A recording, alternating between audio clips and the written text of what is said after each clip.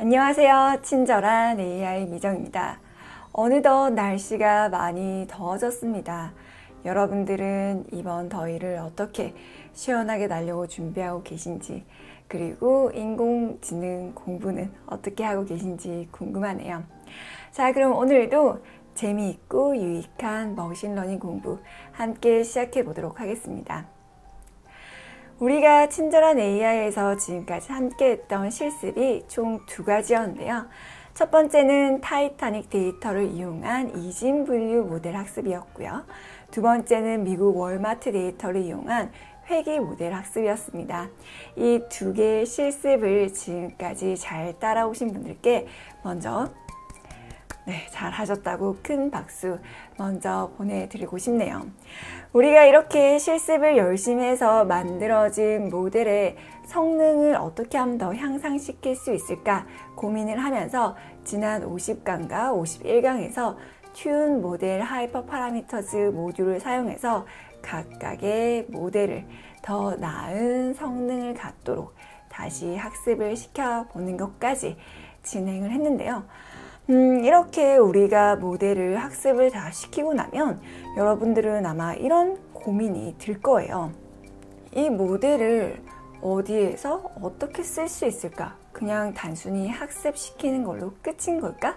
라는 의문점이 아마 드실 텐데요. 우리가 지금까지 50강에 걸쳐서 데이터를 전 처리해보고 다양한 알고리즘들을 살펴보고 활용하면서 머신러닝이 어떤 플로우로 진행되고 각각 단계에서 어떤 작업을 해줘야 되는지 그걸 이해하는 것만으로도 충분히 의미가 있습니다. 하지만 사실 우리가 인공지능 기술을 만들고 머신러닝 모델을 학습시키는 까닭은 풀지 못했던 어떤 문제를 해결하거나 아니면 고객에게 더 나은 서비스, 더 나은 고객 경험을 제공하기 위해서 또는 기존의 업무를 더 효율적으로 만들기 위해서 학습을 시키는 거예요.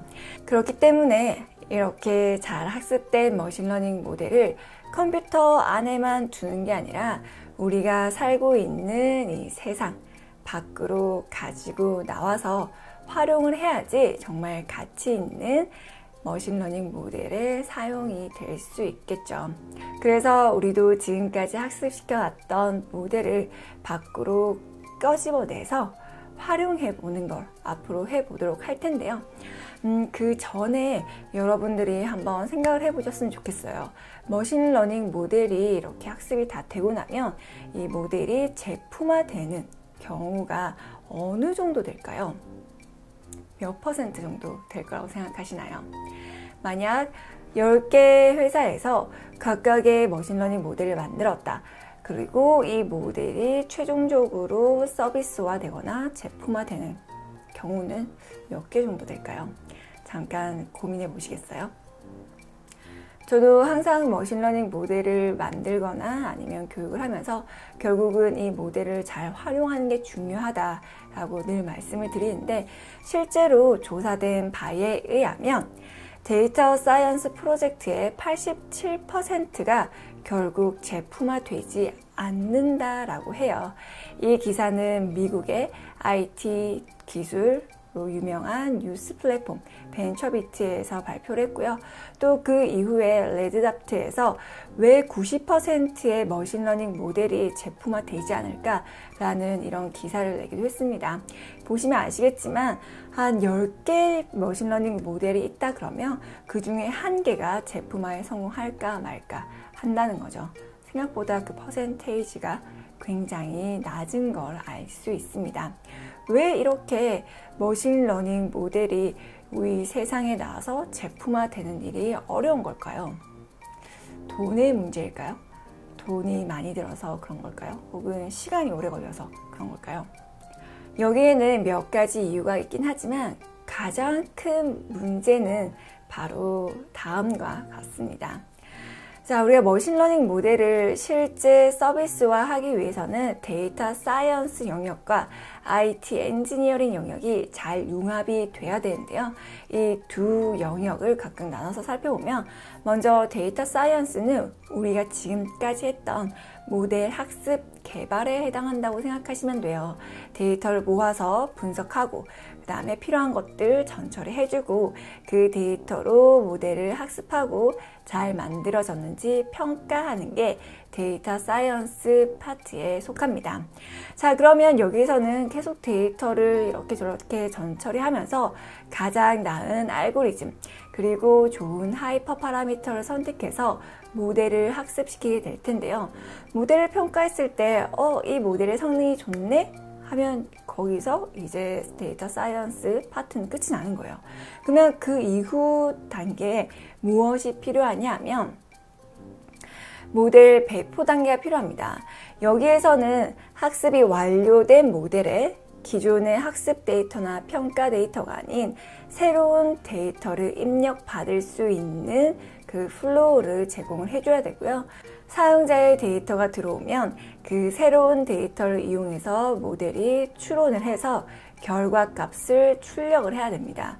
그럼 출력된 값을 어떻게 사용자에게 보여줄 것인지 그거에 대해서도 화면 구성이 필요할 거고요. 이 모델에 접근해서 값을 사용하기 위해서는 API도 제공을 해야 됩니다. 그뿐만 아니라 모델이 어떻게 사용되고 있는지 그 상황을 모니터링하는 것도 중요하겠죠. 어때요? 이 노란색 박스 안에 있는 모델 학습과 개발 이쪽 분야는 우리가 그래도 한번 해봤던 거니까 조금 익숙하게 느껴지지만 IT 엔지니어링, 이 모델 배포에 관련된 내용들은 굉장히 생소하게 느껴지실 것 같아요. 하지만 실제로 머신러닝 모델이 제품화에 성공하려면 이 두 개의 영역이 다 합쳐져서 잘 연결이 되어야지만 제품화로 이어질 수 있습니다. 그런데 아직까지는 이 모델 배포에 대해서 좀 낯설게 느껴지는 분들이 계실 것 같아요. 그래서 제가 비유를 들어서 좀 더 쉽게 설명을 다시 해드리도록 할게요. 자, 여기는 장난감을 만들어내는 공장입니다. 여기서는 귀여운 곰인형도 만들고요. 움직이는 작동 왕구도 만들어내는 그런 곳이라고 생각을 해볼게요. 그러면 여기에서는 장난감을 만들기 위해서 필요한 재료들을 모을 거고요. 마치 우리가 데이터를 모으듯이. 그리고 모아진 그 재료를 손을 보겠죠. 전처리를 하게 될 거예요. 그런 다음에 이렇게 저렇게 붙여서 적당한 사이즈의 최종적인 장난감을 만들어내게 될 거고, 만들어진 장난감이 정상인지 불량인지 평가하는 과정도 거치게 될 거예요. 우리가 모델을 평가했던 것처럼 말이죠. 그렇게 해서 이렇게 장난감이 완성이 되면 그 이후엔 어떻게 해야 될까요? 우리 공장에서 이렇게 좋은 장난감을 만들었어요. 필요하신 분 있으면 와서 사가세요. 할 수도 있겠죠. 하지만 우리가 주변에서 사용하는 물건들을 생각해보면 우리가 공장에 직접 가서 그 물건을 사오는 경우는 거의 없죠. 그죠? 이렇게 어떤 제품이 만들어지고 나면 이 제품이 들어갈 만한 적당한 사이즈, 그리고 제품이 훼손되지 않을 정도로 패키징을 잘 한 다음에 그 다음에는 유통물류센터를 이용해서 우리가 이 물건들이 고객들에게 전달될 수 있도록 제공을 해야 됩니다. 이 장난감들을 놀이공원으로 배포를 할 수도 있을 거고요. 아니면 마트에 보내서 소비자들이 그 마트에서 구매할 수 있게 연계를 할 수도 있을 거고요. 또는 요즘 우리가 인터넷으로 온라인 주문을 많이 하죠.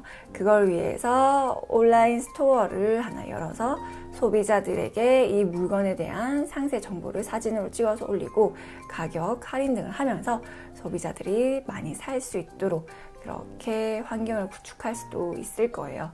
그렇다면 물건을 만드는 것과 이 물건을 패키징하는 것, 그 다음에 패키징한 물건을 유통하고 그 유통된 물건을 각 지역으로 보내서 또 그 마지막 단계에서 판매를 하는 것, 그거 모두 다 각각의 또 다른 분야에 해당합니다.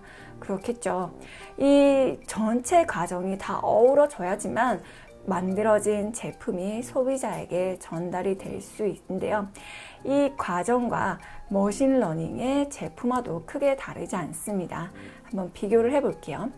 공장에서 장난감이 만들어지는 건 모델 학습 또는 평가 이 단계라고 생각을 하시면 돼요.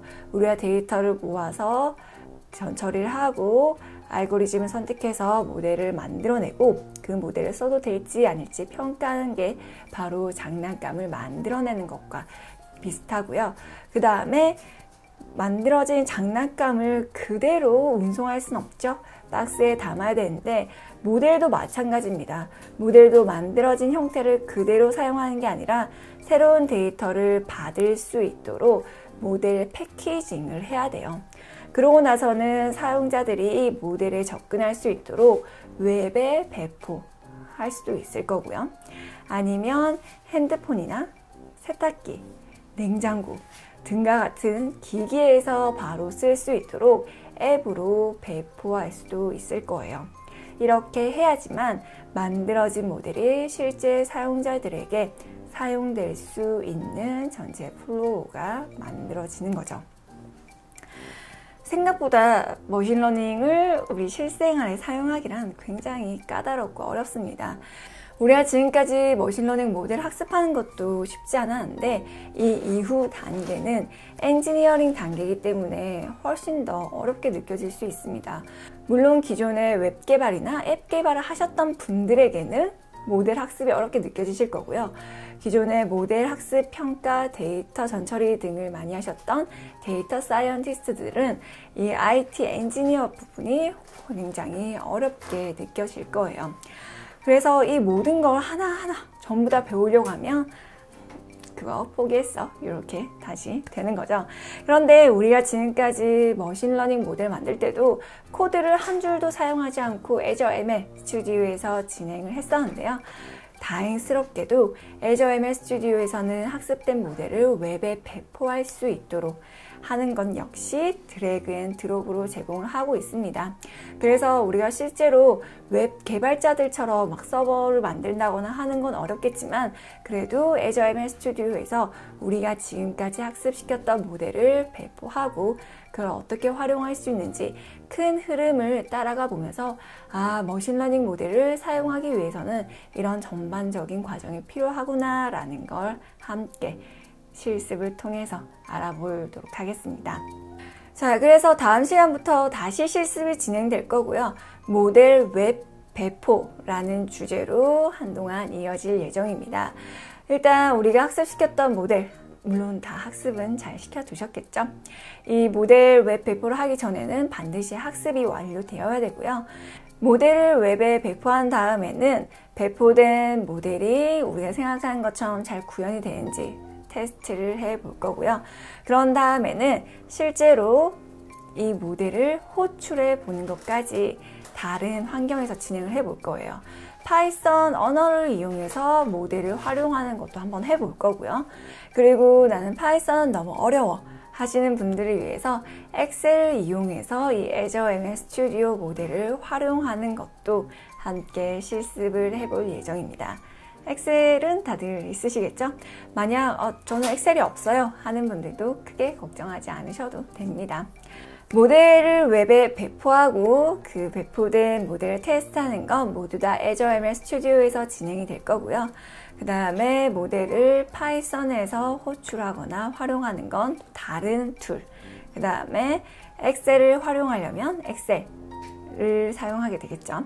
그래서 앞으로는 좀 다양한 툴을 활용하면서 우리가 진짜 열심히 학습시켰던 모델을 그 애저 ML 스튜디오 환경이 아니라 다른 곳에서 활용하는 게 가능하구나 라는 걸 체험하는 시간이 될 거예요. 자, 그러면 혹시라도 아직까지 모델을 학습시키지 않은 분들이 계시다면 51강 앞부분까지를 보면서 모델을 잘 한번 학습시켜놔 주시고요. 저는 모델 학습 다 준비했습니다 하시는 분들은 모델을 앞으로 우리가 활용하게 되겠구나.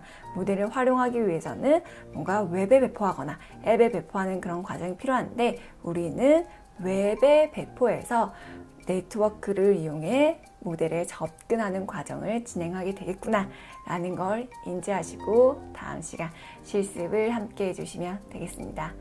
자, 그러면 여러분들 더울 땐 친절한 AI와 함께하는 거 잊지 마시고요. 저는 다음 시간에 실습으로 다시 인사하도록 하겠습니다. 감사합니다.